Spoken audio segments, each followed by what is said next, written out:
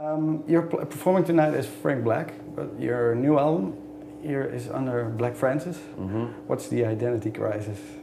No crisis. The record's not out until September, so Yeah. I think we're okay. But why you're changing back to Black Francis now? Yeah, I guess it's a change back or something like that. Yeah, I don't know if I think about it quite that way, but it's a thing. Yeah. It just feels better now. I don't know. I just want to do it. Okay. I don't know.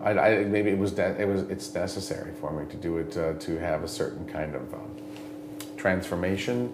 There has to be some kind of symbolic gesture for there to be like a change. Yeah. It's kind of like when I make music, I don't sit around waiting to be inspired. I don't wake up in the middle of the night with songs in my head. You know, that isn't how the muse visits me. The muse visits me when I call up the studio owner and I say, "Do you have time next month for a session?"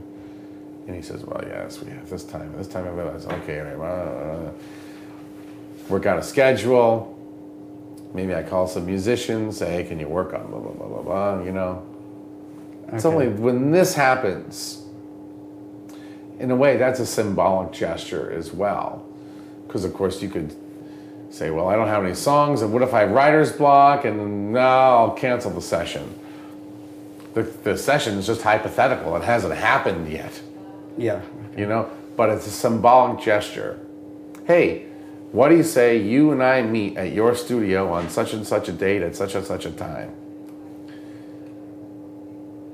And then it happens when such and such a date. You know, and so it's the same thing with something like a theatrical affectation like a stage name. What does it mean? Well, maybe it doesn't really mean anything, does it? But of course, you do it and things happen suddenly. All right. I book a session, things happen suddenly. I write songs. All right, you know what I mean? That's very clear. Yeah.